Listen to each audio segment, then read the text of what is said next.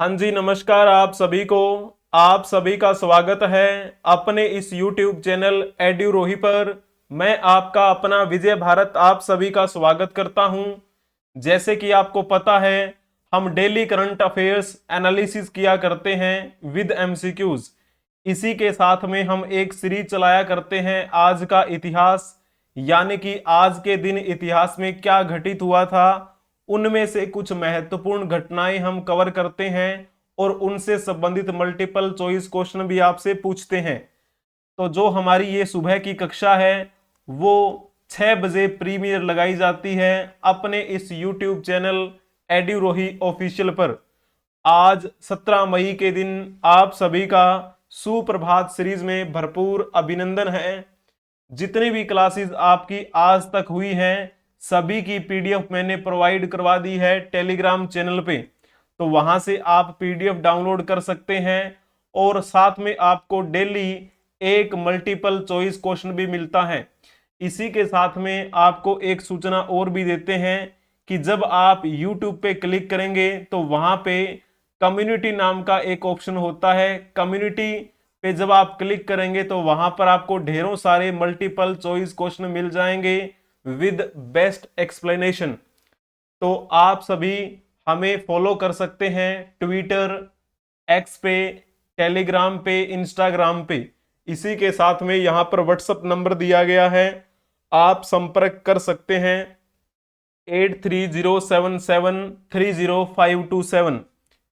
तो चलिए जी, अब हम चलते हैं हमारी इस कक्षा के पार्ट फर्स्ट पर, यानी कि भाग नंबर 1, जिसमें हम क्या करेंगे, करंट अफेयर्स एनालिसिस करेंगे विद एमसीक्यूज। तो चलिए, भरपूर अभिनंदन है। पहली न्यूज की तरफ हम चलते हैं। Chabahar will benefit region, US should not take a narrow view of it. Jaishankar जो हमारे विदेश मंत्री हैं उन्होंने कहा है कि संयुक्त राज्य अमेरिका को संकीर्ण दृष्टिकोण नहीं रखना चाहिए चाहबार बंदरगाह के प्रति। जैसे कि आपको पता है, जब अमेरिका में ट्रंप की सरकार चल रही थी, यानी कि डोनाल्ड ट्रंप जब वहां के राष्ट्रपति थे, तो उन्होंने भारत और ईरान को यह अनुमति दी थी कि दोनों आपसी सहयोग से चाहबार बंदरगाह को अपना क्या कह सकते हैं कि विकास का एक माध्यम बना सकते हैं। भारत उसमें मूल भूमिका निभाएगा। उसी समय से भारत इस चाहबार बंदरगाह पर कार्य भी कर रहा है। लेकिन अभी जैसे ही ये न्यूज बड़ी खबरों में बनी हुई है, उसी हिसाब से संयुक्त राज्य अमेरिका ने एक धमकी सी दी है। तो प्रत्युत्तर में जयशंकर जी ने कहा है कि यूएस को अपना ये जो नैरो माइंड है उसे बदल लेना चाहिए, यानी कि संकीर्ण दृष्टिकोण नहीं रखना चाहिए। इनका कहना है कि भारत और ईरान के बीच में ये जो भागीदारी हुई है इस बंदरगाह के मायने से, तो इसके फायदे ही होंगे, इसके कोई भी नुकसान नहीं है। यहां पर इन्होंने ये भी कहा कि जो संभावित प्रतिबंध लगाने की बात हो रही है अमेरिका के द्वारा, तो इसी बारे में जवाब दिया है हमारे विदेश मंत्री ने। इन्होंने कहा कि भारत ये समझाने पर भी काम करेगा कि चाहबार बंदरगाह क्षेत्र ये हमारे हित में ही रहेगा। श्री जयशंकर जी ने बताया कि अमेरिका ने कुछ टाइम पहले इस चाहबार बंदरगाह का जिक्र करते हुए इसको एक सराहा था, यानी कि ये एक अच्छा कदम बताया था अमेरिका ने। उस समय वहां यानी कि अफगानिस्तान में अमेरिका की सेना रहा करती थी, लेकिन समय भी बदल चुका है। ट्रंप सरकार अब नहीं है वहां पर। अब कौन है? जोई बिडेन वहां के राष्ट्रपति हैं। तो जब ट्रंप वहां के राष्ट्रपति थे तो उन्होंने अनुमति दी थी कि चाहबार बंदरगाह को विकसित कर सकते हैं भारत और ईरान एक दूसरे के साथ मिलकर। यहां इस चाहबार से अफगानिस्तान में आवाजाही आसान हो जाएगी। और उस समय तो अमेरिका ने इसकी सराहना की थी, तो आज ये फिर गलत कैसे हो गया? ऐसी बातें मिस्टर जयशंकर ने कही थी। तो चलिए जी, यहां पर आप देख सकते हैं, ये यहां पर देख पा रहे होंगे ईरान। ईरान का ये राष्ट्रीय ध्वज है और ये हमारा प्यारा भारत का राष्ट्रीय ध्वज है। तो भारत और ईरान के बीच में ये समझौता हो चुका है और अब भारत ने 10 साल के लिए इस चाहबार बंदरगाह को सीज पर ले लिया है, यानी कि आप कहेंगे इसे लीज पर ले लिया है। और यहां पर इसका विकास कौन करेगा, तो भारत की एक कंपनी है जो इसकी देखरेख करेगी। ऐसा दिखता है ये चाहबार बंदरगाह कहां पर है, तो आप कहेंगे ये ईरान में है। और इस ईरान के चाहबार बंदरगाह में शाहिद बेहिश्ती पोर्ट है, उसे 10 साल के लिए लीज पर लिया है। तो आगे मैं आपसे एक प्यारा सा क्वेश्चन पूछूंगा, फिर मैं आपको बताऊंगा और आपको ये चीज क्लियर भी हो जाएगी। भारत और ईरान के बीच में ये डील जो है वो सोमवार को हुई थी। अब इस पोर्ट का पूरा मैनेजमेंट भारत के पास होगा। भारत को इसके जरिए अफगानिस्तान और सेंट्रल एशिया से व्यापार करने के लिए नया रूट मिल जाएगा। तो ये जो क्वेश्चन है इसके बारे में अगर आप बताएंगे तो बहुत अच्छा रहेगा। यूपीएससी 2017 में ये पूछा गया था। यूपीएससी 2017 का ये क्वेश्चन है, भारत द्वारा चाबहार बंदरगाह को विकसित किए जाने का क्या महत्व है। तो इसमें यहां पर देखने का प्रयास करेंगे आप कौन सा ऑप्शन ठीक रहेगा। अफ्रीकी देशों के साथ भारत के व्यापार में भारी वृद्धि होगी, ये तो नहीं होगा। तेल उत्पादक अरब देशों के साथ भारत के संबंध मजबूत होंगे, क्या ये ठीक है? नहीं।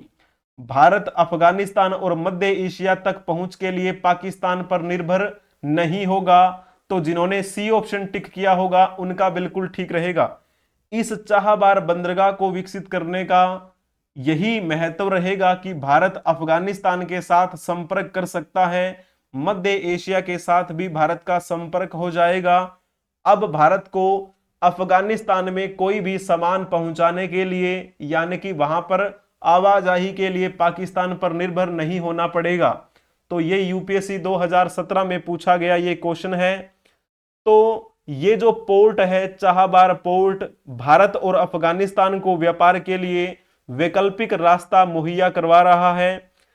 और इस डील के तहत जो कि भारत और ईरान के बीच में हुई है, इस डील के तहत भारतीय कंपनी है एक, जिसे हम क्या बोल देते हैं, IPGL बोल देते हैं, यानी कि पूरा नाम इसका लिखा जाए तो इंडिया पोर्ट्स ग्लोबल लिमिटेड।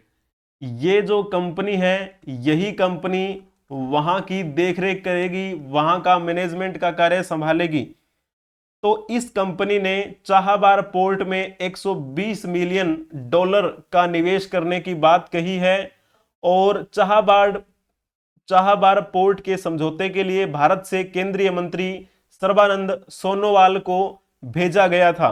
तो यहां पर इस मैप के माध्यम से आप समझ पा रहे होंगे। ये देखो, पहले ये आपका पाकिस्तान का नक्शा दिखाई दे रहा है ना। तो पाकिस्तान और चीन के बीच में CPEC क्या की गई थी, ये आप कह सकते हैं सड़क बनाई गई थी। ठीक है, चाइना पाकिस्तान इकोनॉमिक कॉरिडोर। तो चीन ने पाकिस्तान के ग्वादर बंदरगाह तक ये सड़क बना ली है ताकि उनको परेशानी ना हो और वो यहां समुद्री इलाके में भी अपना वर्चस्व जमा सकें चीन वाले। अब क्या है, भारत को इसका तोड़ देखना था, तो भारत ने अब क्या किया है, भारत ने ये देखो, ये आपको ब्लू कलर में दिखाई दे रहा है ना। तो यहां से ये रहा चाहबार पोर्ट, ईरान के ये आप कह सकते हैं दक्षिणी पूर्वी दिशा में है। तो अब भारत का संपर्क सीधा ईरान के चाहबार पोर्ट के साथ हो जाएगा। यहां से हम अफगानिस्तान में जा सकते हैं। लेकिन जब CPEC बना दी गई थी तो फिर यहां आप कहेंगे कि लद्दाख क्षेत्र से जो बाउंड्री लगती है हमारी अफगानिस्तान के साथ, वो संपर्क टूट गया एक तरीके से, क्योंकि वहां पर एक तो पाकिस्तान ने कब्जा किया हुआ है और दूसरा ये CPEC उन्होंने बना ली। लेकिन भारत को ये चाहिए था कि अफगानिस्तान के साथ में हम बेहतरीन तरीके से आयात निर्यात कर सकें, इसीलिए ये चाहबार पोर्ट हमारे लिए कारगर सिद्ध होगा। इसी के साथ साथ हम मध्य एशिया के साथ भी संपर्क स्थापित कर सकते हैं वहां पर भी क्या है, व्यापार के लिए हम एक अपना अल्टरनेट रास्ता ढूंढ सकते हैं। तो बड़ा प्यारा दृश्य आपको यहां पर दिखाई दे रहा होगा, है ना। तो ग्वादर बंदरगाह तो कहां पे है, पाकिस्तान में, लेकिन चाहबार पोर्ट ईरान में है। तो हमें चाहबार पोर्ट के बारे में जानना है, तो थोड़ा सा ये क्वेश्चन बताने का प्रयास करेंगे। चाहबार बंदरगाह से संबंधित कथनों पर विचार कीजिए और बताइए कि इनमें से कौन सा कथन सत्य है। Consider the statements related to Chabahar port and tell which of the following statements are true. तो चाहबार पोर्ट को वस्तुतः दो अलग अलग बंदरगाहों में विभाजित किया गया है। तो एक का नाम है शाहिद कलंतरी और एक का नाम है शाहिद बेहेशती। अभी मैंने आपको बताया था कि ईरान के चाहबार में भारत ने किसको लीज पर लिया है, तो इसको लीज पे लिया है शाहिद बेहेशती को। कितने सालों के लिए, तो 10 सालों के लिए, 10 सालों के लिए लीज पर लिया है शाहिद बेहेशती को, ठीक है ना। तो ये पॉइंट आपको ध्यान में रखना है। चाहबार बंदरगाह जो कि ईरान में है, ये पाकिस्तान के ग्वादर बंदरगाह से महज 72 किलोमीटर दूर अवस्थित है। ये बात भी बिल्कुल ठीक लिखी हुई है।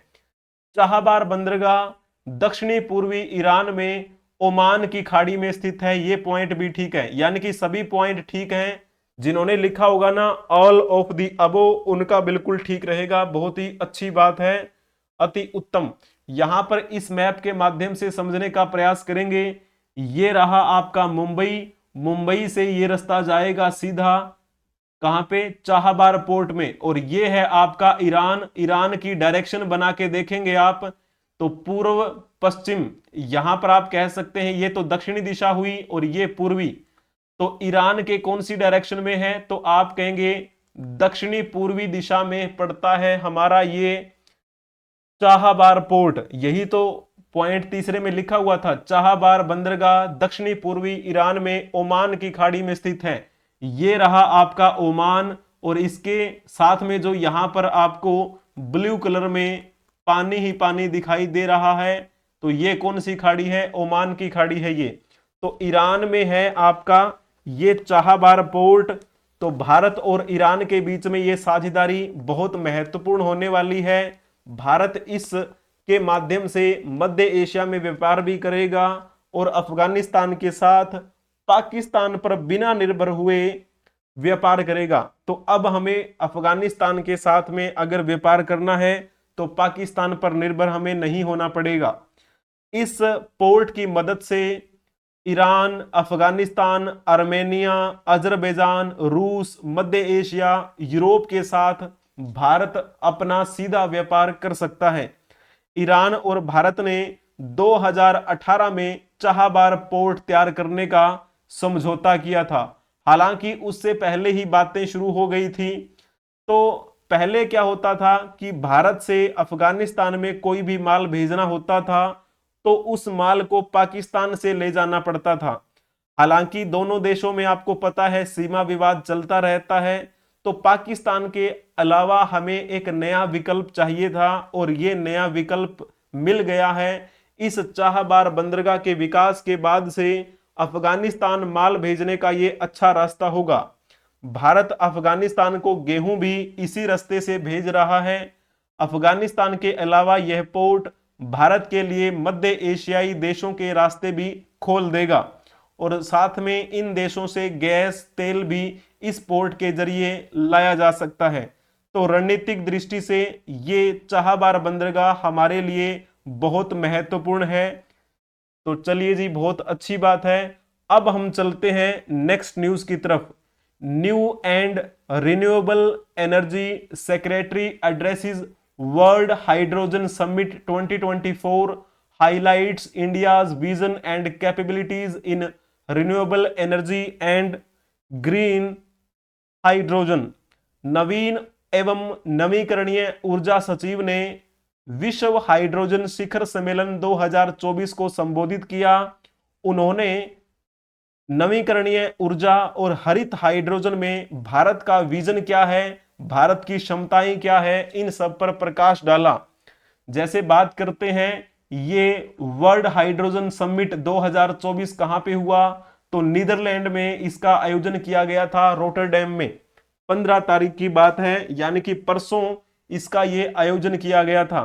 तो यहां इस कार्यक्रम में भारत सरकार के नवीन और नवीकरणीय ऊर्जा मंत्रालय के सचिव गए हुए थे, जिनका नाम है श्री भूपेंद्र सिंह भल्ला।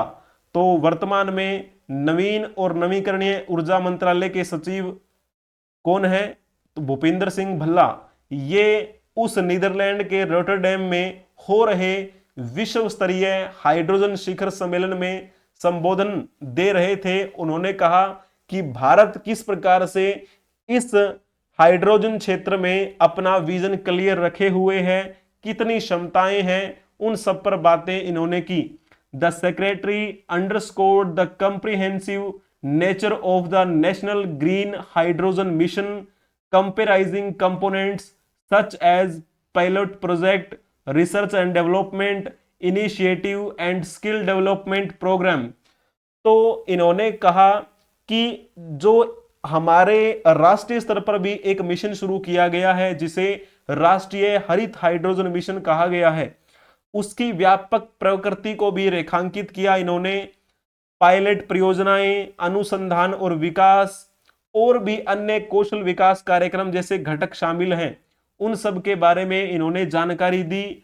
और अपनी नवाचार, सहयोग और क्षमता निर्माण को बढ़ावा देने की जो सरकार की प्रतिबद्धता है, उसको भी इन्होंने विश्व पटल पर सामने रखा।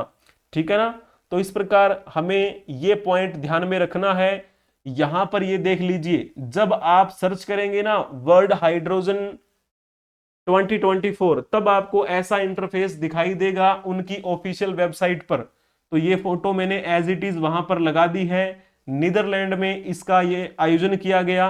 जब हम बात करते हैं वर्ल्ड हाइड्रोजन 2024 की, तो इसका अभी थीम क्या है, access the latest hydrogen policies, discussions and projects at. तो ये इनकी अभी थीम है। तो चलिए, बहुत अच्छी बात है। श्री भल्ला के मुख्य भाषण ने नवीकरणीय ऊर्जा और हरित हाइड्रोजन उत्पादन के क्षेत्र में भारत के नेतृत्व, महत्वाकांक्षा और क्षमताओं को प्रदर्शित भी किया। उन्होंने बताया कि सामर्थ्य, बुनियादी ढांचे के विकास, कुशल कर्मियों, महत्वाकांक्षा और स्केलेबिलिटी पर बल देने के साथ भारत वैश्विक हाइड्रोजन अर्थव्यवस्था को आकार देने और वैश्विक स्तर पर टिकाऊ ऊर्जा संसाधनों को आगे बढ़ाने में एक महत्वपूर्ण देश के रूप में उभरने के लिए तैयार है। और इन्होंने राष्ट्रीय हरित हाइड्रोजन मिशन के बारे में भी बताया कि किस प्रकार से हम अपने राष्ट्रीय स्तर पर कार्य कर रहे हैं ताकि हमारा भविष्य टिकाऊ हो, यानी कि नवाचार और सहयोग को अच्छे ढंग से क्या मिले, एक विकास की परिधि मिले। तो इस प्रकार इन्होंने ये बातें कही। तो थोड़ा सा मैं आपसे क्वेश्चन भी पूछूंगा, 2 क्वेश्चन हैं बड़े प्यारे प्यारे, आप बताने का प्रयास करना। दोनों ही क्वेश्चन वनडे एग्जाम में पूछे गए हैं। तो पहला क्वेश्चन आपकी स्क्रीन पर दिखाई दे रहा है, बताने का प्रयास करेंगे कौन सा इसमें ठीक रहेगा।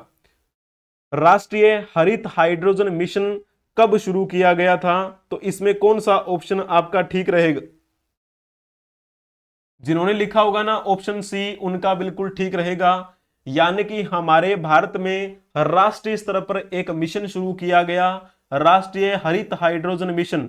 15 अगस्त 2021 की बात है ये। और उस समय हमारे प्रधानमंत्री कौन थे, तो आप कहेंगे हमारे प्रधानमंत्री श्री नरेंद्र मोदी जी, है ना। श्री नरेंद्र मोदी की अध्यक्षता में ये कार्यक्रम संपन्न हुआ। और इसका मुख्य उद्देश्य क्या था, हाइड्रोजन आधारित गतिशीलता की मुख्य श्रृंखला की सभी विशेषताओं को संबोधित करने वाला भारत का ये एक बेहतरीन क्रियाकलाप है। इस मिशन के साथ भारत नवीकरणीय ऊर्जा क्षेत्र को लक्षित करने और हाइड्रोजन ऊर्जा की शक्ति का दोहन करने के लिए पूरी तरह तैयार है। इसके लिए बजट भी तैयार किया गया था 1500 करोड़ का।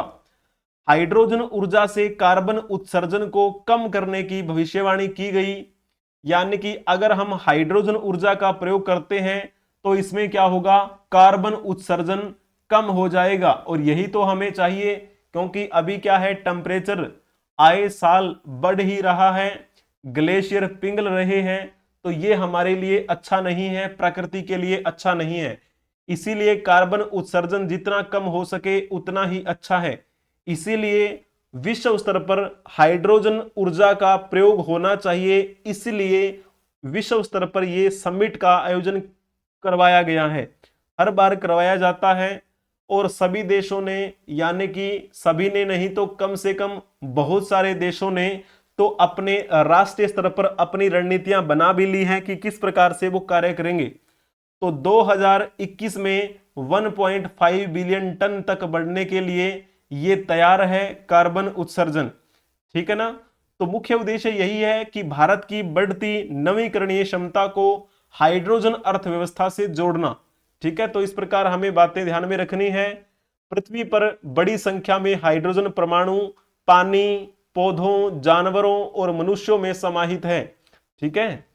तो एक क्वेश्चन और बताएंगे, बड़ा प्यारा सा क्वेश्चन है। पहला जो क्वेश्चन मैंने पूछा था वो तो एसएससी सीएचएसएल में पूछा गया था, एसएससी सीएचएसएल। मैं जो भी न्यूज लेकर आता हूं, न्यूज तो बड़ी साधारण सी दिखती है, लेकिन क्वेश्चन सारे के सारे आपसे पूछे गए होते हैं लगभग, ठीक है ना। तो अब इसके बारे में बताने का प्रयास करेंगे। राष्ट्रीय हरित हाइड्रोजन मिशन के कार्यान्वयन के साथ भारत की हरित हाइड्रोजन उत्पादन क्षमता कम से कम रिक्त स्थान प्रति वर्ष तक पहुंचने की संभावना है। तो इसमें कौन सा ऑप्शन टिक किया है आपने? अगर ऑप्शन टिक किया है 5 MMT तो आपका बिल्कुल ठीक रहेगा। MMT का मतलब क्या है? M से इसका मतलब है मिलियन, और सेकंड जो M लिखा हुआ है इसका मतलब क्या है? मेट्रिक, और इसका मतलब क्या है? टन, यानी कि मिलियन मेट्रिक टन। तो 5 मिलियन मेट्रिक टन की उत्पादन क्षमता का विकास होने की संभावना है। और ये जो लक्ष्य है वो कब तक का रखा गया है? तो 2030 तक का ये लक्ष्य है, ठीक है ना। राष्ट्रीय हरित हाइड्रोजन मिशन के कार्यान्वयन से 2030 तक कुछ ऐसे परिणाम आने की संभावना है। जैसे अगर हम बात करें तो कम से कम 125 गीगावाट की संबंध नवीकरणीय ऊर्जा क्षमता की वृद्धि के साथ साथ कम से कम 5 मिलियन मेट्रिक टन की हरित हाइड्रोजन उत्पादन क्षमता का विकास हो जाएगा। 2030 तक लक्ष्य जो हमने रखा है 8 लाख करोड़ का निवेश करेंगे और 6 लाख से ज्यादा रोजगार सृजित होंगे, ऐसी उम्मीद है। 2030 तक 50 मिलियन मेट्रिक टन प्रति वर्ष CO2 यानी कि कार्बन डाइऑक्साइड उत्सर्जन को टालने की उम्मीद है, ठीक है ना। प्रति वर्ष 50 मिलियन मेट्रिक टन हम कार्बन डाइऑक्साइड को क्या करेंगे? खत्म करेंगे, यानी कि उसका उत्सर्जन कम हो जाएगा। तो हमारे भारत के प्रधानमंत्री नरेंद्र मोदी ने ऊर्जा के क्षेत्र में आत्मनिर्भर बनने के लिए 2047 की समय सीमा भी तय की है कि हम ऊर्जा के क्षेत्र में अपने भारत को आत्मनिर्भर बना देंगे। सरकार को व्यापक लाभ की उम्मीद भी है, जिसमें ग्रीन हाइड्रोजन और इसके डेरिवेटिव के लिए निर्यात के अवसर पैदा करना भी शामिल है, ठीक है। तो इस प्रकार की कुछ बातें हैं हरित हाइड्रोजन से संबंधित। 5 MMT of green hydrogen bye 2030, 6 to 100 gigawatt electrolyser installation, 6 lakh green job यानी कि 6 लाख के आसपास में नौकरी यानी कि रोजगार सृजित होंगे। 125 renewable energy for green hydrogen production. तो ये जो आप सर्च करेंगे ना ऑफिशियल वेबसाइट पे नवीन और नवीकरणीय ऊर्जा मंत्रालय पे, तो वहां पर आपको ये सारे के सारी फोटोज मिल जाएंगी जिसमें बताया गया है कि किस प्रकार से वो कार्य करने वाले हैं। तो अब चलते हैं हम next, Delhi excise policy case. ये बड़ा लंबे समय से चर्चा का विषय बना हुआ है। तो इसी केस में ईडी ने सुप्रीम कोर्ट को बताया है कि आपके खिलाफ फिर से ये शिकायत देखने को मिली है, और इन्होंने कहा, यानी कि ईडी ने सुप्रीम कोर्ट को कहा कि उन्होंने अरविंद केजरीवाल जो कि दिल्ली के सीएम हैं उनको गिरफ्तार किया था, तो उनका उद्देश्य कोई राजनीतिक नहीं था, यानी कि राजनीतिक उद्देश्यों से प्रेरित उनका ये कदम नहीं था। यानी कि जाहिर सी बात है, फायदा किसको होता? बीजेपी को होता। ईडी ने कहा है किसी भी राजनीतिक उद्देश्य के लिए इन्हें गिरफ्तार नहीं किया गया। तो 16 मई को इन्होंने सुप्रीम कोर्ट में ये बात कही थी, और इन्होंने कहा कि राष्ट्रीय संयोजक और दिल्ली के मुख्यमंत्री अरविंद केजरीवाल द्वारा 100 करोड़ की मांग करने का प्रत्यक्ष प्रमाण है, ठीक है ना, लिक्वर पॉलिसी केस में। न्यायमूर्ति संजीव खन्ना और न्यायमूर्ति दीपांकर दत्ता की पीठ के समक्ष इसके अतिरिक्त सॉलिसिटर जनरल SVED की ओर से राजू ने कहा था कि वह अपराध की कथित आय के बराबर रकम भी कुर्क कर सकता है, ठीक है ना। और इन्होंने, यानी कि ईडी ने कब गिरफ्तार किया था? 21 मार्च को गिरफ्तार किया गया। अब इन्होंने ये बात स्पष्ट की है कि कोई भी राजनीतिक मंशा नहीं थी कि किसी पार्टी विशेष को इसका फायदा मिले, इसीलिए इनको गिरफ्तार कर लिया जाए। तो अब थोड़ा सा आप बताएंगे ईडी के बारे में। ईडी का अगर हम पूरा नाम देखें तो होता है इन्फोर्समेंट डायरेक्टरेट, हिंदी में कहें तो प्रवर्तन निदेशालय। तो इस प्रवर्तन निदेशालय की स्थापना कब हुई थी? जाहिर सी बात है, प्रवर्तन निदेशालय का कार्य क्या होता है? जितने भी आबकारी मामले हैं वो यही सब देखते हैं, ठीक है। जितने भी घोटाले के कार्य हैं राष्ट्रीय स्तर के, तो उनसे संबंधित कार्यवाही करने का काम प्रवर्तन निदेशालय का होता है, यानी कि ईडी का होता है। इस ईडी की स्थापना कब की गई थी? 1 मई 1956 को की गई थी, ठीक है। बाकी ऑप्शन भी दिए गए हैं, अगर आपको कुछ ध्यान में आता है। 25 जनवरी 1950 को क्या घटना घटित हुई थी? तो इस दिन आप कहेंगे भारत निर्वाचन आयोग की स्थापना हुई थी। भारत निर्वाचन आयोग, जिसे हम चुनाव आयोग भी बोल देते हैं। तो इस चुनाव आयोग का प्रावधान हमारे भारतीय संविधान अनुच्छेद 324 के तहत किया गया है। यही है वो निर्वाचन आयोग जो किसी भी पार्टी को चुनाव चिन्ह प्रदान करता है। अगर पार्टियों के बीच में कोई द्वंद्व हो जाए तो उसे सुलझाने का काम भी यही करता है। कब किसका कौन से समय पे इलेक्शन होगा, ये सब निर्णय भारत के निर्वाचन आयोग द्वारा ही लिए जाते हैं। और इस निर्वाचन आयोग के मुख्य व्यक्ति कौन होते हैं? तो आपको पता है, निर्वाचन आयुक्त, जिनको हम मुख्य निर्वाचन आयुक्त बोल देते हैं। तो वर्तमान में मुख्य निर्वाचन आयुक्त कौन है? तो क्या आप बता सकते हैं क्या? चर्चा में रहते हैं हमेशा, नाम है उनका राजीव कुमार। इनके अलावा 2 निर्वाचन आयुक्त भी होते हैं। एक का नाम अगर आप बताएंगे सुदेश कुमार दी, और दूसरे जो हैं सिंधु जी, है ना। इनकी नियुक्ति पिछले महीने ही हुई थी। उनकी नियुक्ति को लेकर भी सवाल उठे थे।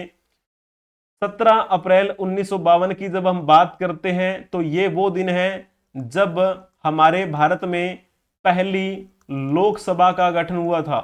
पहली लोकसभा का गठन 17 अप्रैल 1952 को हुआ, और 13 मई 1952 को क्या हुआ था? तो पहली लोकसभा का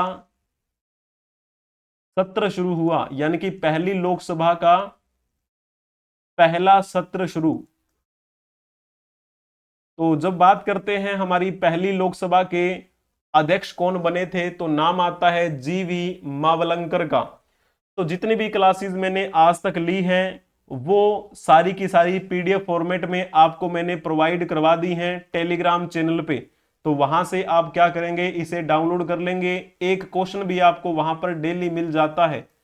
तो आप यहां पर क्या करेंगे, सबसे पहले अगर आपको ये क्लास अच्छी लग रही है तो सब्सक्राइब कर लीजिएगा इस चैनल को, और अपने दोस्तों को शेयर भी कर दीजिएगा। अपनी इस कक्षा का ये पहला पार्ट कंप्लीट हुआ।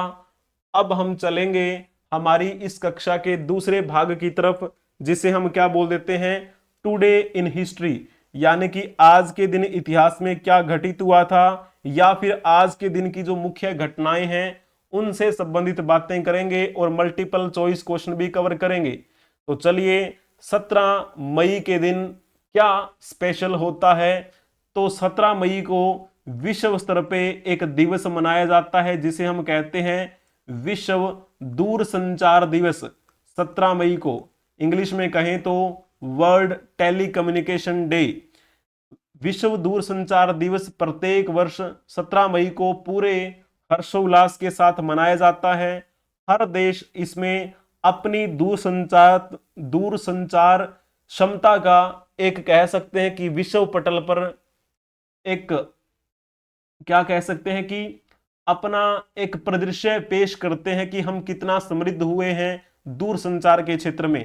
ठीक इसी प्रकार भारत भी क्या है, अब विश्व पटल पे अपनी पहचान बनाने लगा है दूरसंचार में।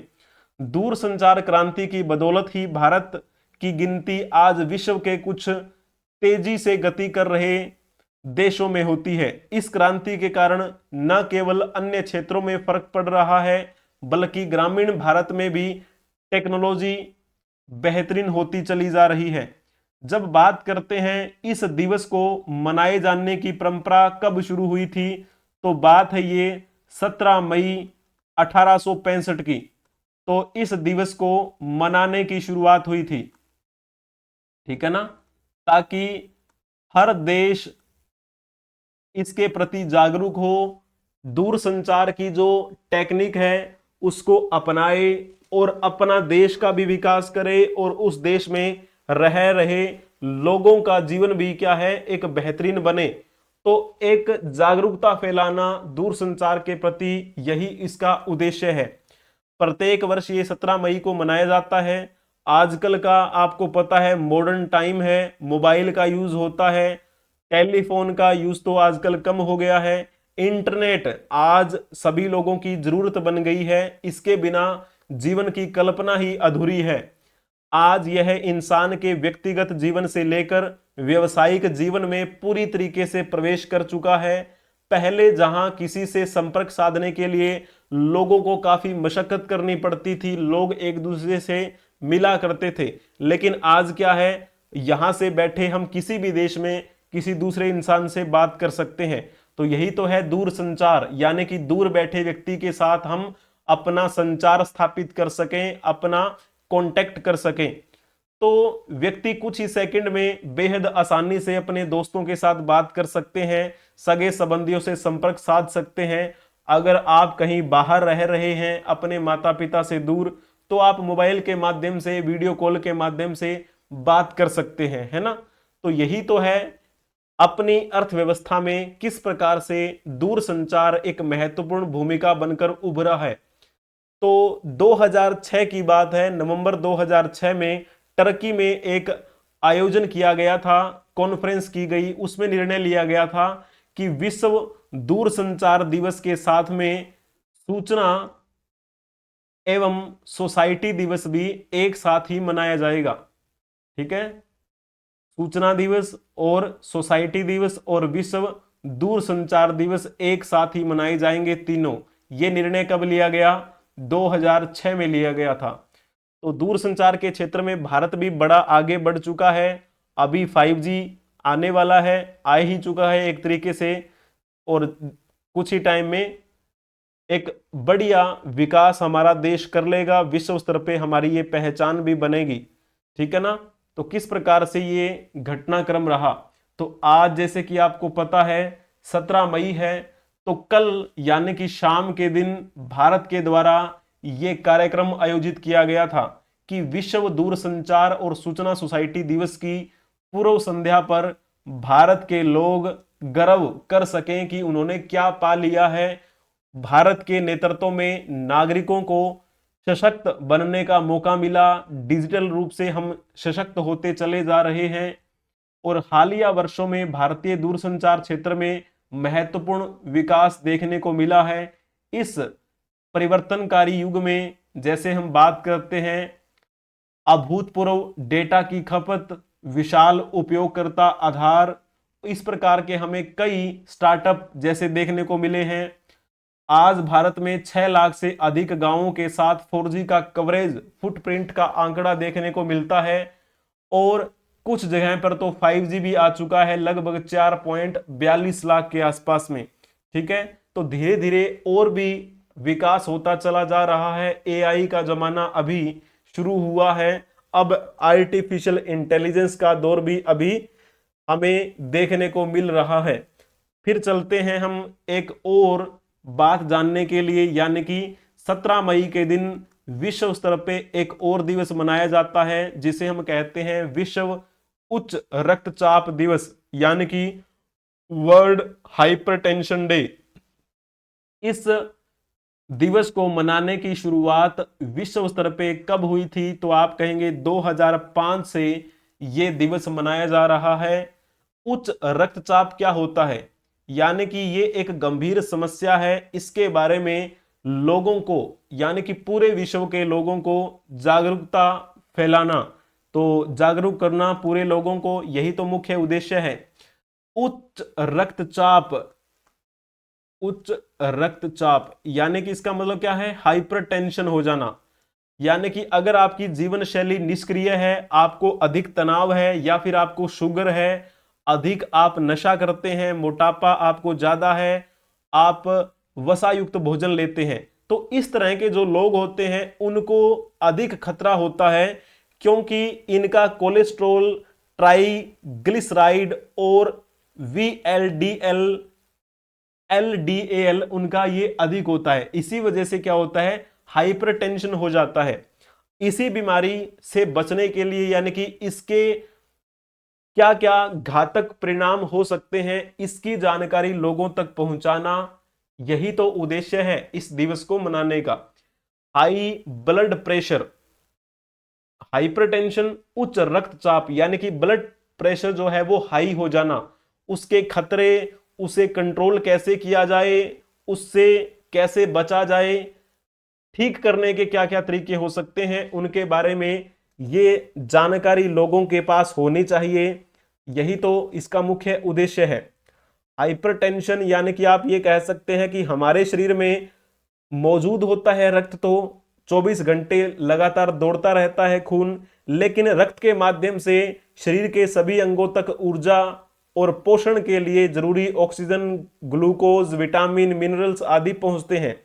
लेकिन ब्लड प्रेशर कैसे होता है फिर? तो ब्लड प्रेशर ऐसा प्रेशर, यानी कि जो रक्त के प्रवाह की वजह से नसों की दीवारों पर पड़ता है। ठीक है ना? आमतौर पर यह ब्लड प्रेशर इस बात पर निर्भर करता है कि अपना जो हार्ट है वो कितनी गति से पंप कर रहा है। तो ये किस प्रकार से हमें इससे बचना है, उन सब की जो बातें हैं वही लोगों तक पहुंचाने इसका मुख्य उद्देश्य रहता है। ठीक है, तो विश्व उच्च रक्तचाप दिवस और विश्व दूरसंचार दिवस मनाया जाता है।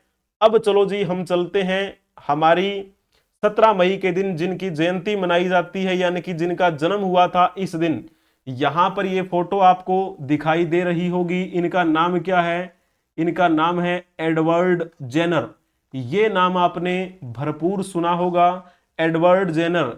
इनका जन्मदिन तो नहीं कहेंगे, आप कहेंगे इनकी जयंती है, क्योंकि इनकी तो मृत्यु हो चुकी है। जन्मदिन तो उसका मनाया जाता है जो जीवित हो। तो 17 मई 1749 को इनका जन्म हुआ था और 26 जनवरी 1823 को इनकी मृत्यु हो गई थी। और ये किसके लिए जाने जाते हैं? तो ये एक चिकित्सक हैं, मतलब है नहीं थे। इन्होंने, ये वही हैं जिन्होंने क्या किया था?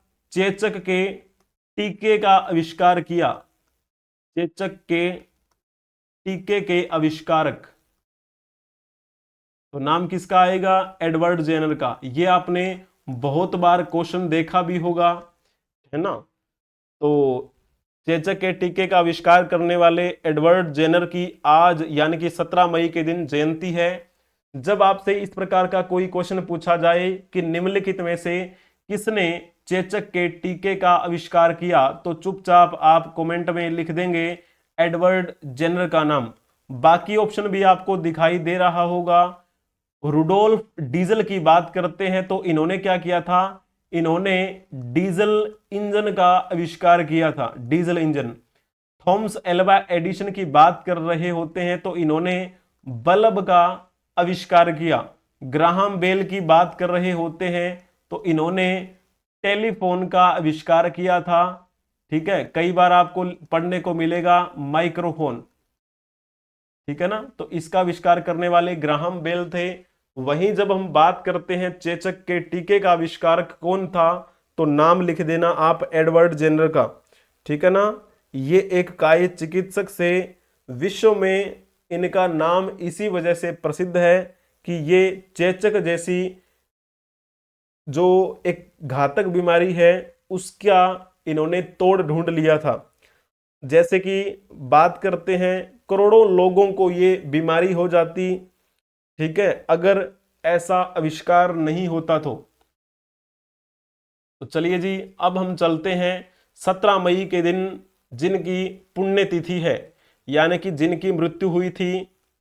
तो कुछ इंपॉर्टेंट बातें कवर करते हैं, सारी हमें बातें करने की आवश्यकता नहीं होती है।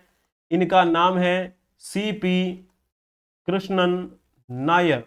ये नाम बड़ा ही प्रसिद्ध नाम है और इनका अगर हम जन्म देखें तो 9 फरवरी 1922 को ये जन्मे थे केरल में, यानी कि हमारे भारत के दक्षिण क्षेत्र में, और इनकी मृत्यु 17 मई 2014 को हुई महाराष्ट्र में, और महाराष्ट्र के कौन से क्षेत्र में, मुंबई में। और जैसे हम बात कर रहे होते हैं किसके लिए प्रसिद्ध हैं ये, होटल उद्योगपति। भारत से सबसे अधिक कपड़ा निर्यात करने के लिए भारत सरकार ने इनको पद्म भूषण से सम्मानित किया गया। तो यानी कि ऐसे उद्योगपति हैं, इनकी वजह से सबसे अधिक कपड़ा भारत से बाहर विदेश में भेजा जाता है। तो भारत की अर्थव्यवस्था में इनका भी महत्वपूर्ण योगदान रहा। इनके योगदान को देखते हुए भारत सरकार ने इनको पद्म भूषण से सम्मानित किया। जैसे और बात करें इन्होंने क्या क्या कार्य किए, सीपी कृष्णन नायर ने भारत में कई लग्जरी होटल भी बनाए। और जैसे बात करते हैं राजस्थान के उदयपुर में और बेंगलुरु, कर्नाटक के बेंगलुरु में जब जाएंगे तो वहां पर आपको लीला पैलेस की गिनती दुनिया के सर्वाधिक भव्य होटलों में होती है, तो वो होटल आपको वहां पर मिलेंगे। हालांकि ये भारतीय सेना में कैप्टन भी रहे, भारतीय सेना में कैप्टन के रूप में इन्होंने अपना कार्य शुरू किया था, अपना करियर शुरू किया। उनकी पहली पोस्टिंग एबटाबाद में थी, एबटाबाद। और ये एबटाबाद कहां पे है, तो आप कहेंगे पाकिस्तान में। वहां से वायरलेस ऑफिसर के रूप में ये कार्य करते थे। धीरे धीरे किस प्रकार से ये बिजनेसमैन बने और इन्होंने एक बड़ा ही नाम कमाया और लीला ग्रुप इन्होंने शुरू किया था, ठीक है ना। तो चलो जी अब जैसे बात करते हैं, इनका पूरा नाम क्या है, चित्ररथ पुवकट्टू कृष्णन नायर। तो इन्होंने किस वर्ष लीला ग्रुप की स्थापना की थी, कौन सा ऑप्शन इसमें से ठीक रहेगा, बताने का प्रयास करेंगे। कहा जाता है कि इन्होंने इसके अलावा ऑल इंडिया हैंडलूम बोर्ड की भी स्थापना की। ऑल इंडिया हैंडलूम बोर्ड की स्थापना भी इनके द्वारा की गई। और इन्होंने 1985 में लीला ग्रुप यानी कि लीला ग्रुप की स्थापना की और बाद में 2013 के आसपास इन्होंने लीला ग्रुप से इस्तीफा दे दिया और बाद में इनके बेटे जो हैं वो इस कार्यभार को संभालते हैं। तो भारत की अर्थव्यवस्था में इनका भी महत्वपूर्ण योगदान है। और ठीक है ना, तो इस प्रकार हमें बातें ध्यान में रखनी है। ज्यादा आज के दिन की मुख्य घटनाएं थी नहीं, तो पीडीएफ आपको तो डेली मिल ही जाती है, जाहिर सी बात है आज की ये पीडीएफ भी आपको मिल जाएगी और एक क्वेश्चन भी आपको टेलीग्राम पे मिल जाएगा। लेकिन मैं आपसे कहना चाहूंगा कि जब आप YouTube पे क्लिक करेंगे ना, तो वहां पे कम्युनिटी नाम का एक ऑप्शन होता है, उस कम्युनिटी बटन पे क्लिक कीजिएगा वहां पर आपको ढेरों सारे मल्टीपल चॉइस क्वेश्चन मिलेंगे विद बेस्ट एक्सप्लेनेशन। बहुत अच्छी एक्सप्लेनेशन मैंने वहां पर प्रोवाइड करवाई है आपको। क्वेश्चन को अटेम्प्ट कीजिएगा और बताइएगा कि कितने आपके क्वेश्चन ठीक हुए। एडुरोही 24 जब आप सर्च करेंगे, चाहे आप टेलीग्राम पे सर्च करें, चाहे इंस्टाग्राम पे, चाहे ट्विटर एक्स पे, आप हमें फॉलो कर पाएंगे। किसी भी परीक्षा की तैयारी से संबंधित जानकारी के लिए आप व्हाट्सएप पर संपर्क कर सकते हैं 8307730527। ठीक है, अगर आपको वीडियो पसंद आई है तो लाइक कर दीजिए, चैनल को सब्सक्राइब कर लीजिए और अपने दोस्तों को जरूर शेयर कर दीजिएगा ताकि अच्छी व्यवस्था बनी रहे। एडुरोही ऑफिशियल। ठीक है, थैंक यू फॉर वॉचिंग। आप हमें फॉलो कर लीजिए हर सोशल मीडिया प्लेटफॉर्म पे। व्हाट्सएप चैनल भी बना हुआ है, लिंक आपको डिस्क्रिप्शन में मिल जाएगा। Like share and subscribe. Thank you so much, धन्यवाद। हम मिलेंगे नेक्स्ट क्लास में, तब तक के लिए हंसते रहें, मुस्कुराते रहें। जय हिंद, जय भारत, वंदे मातरम।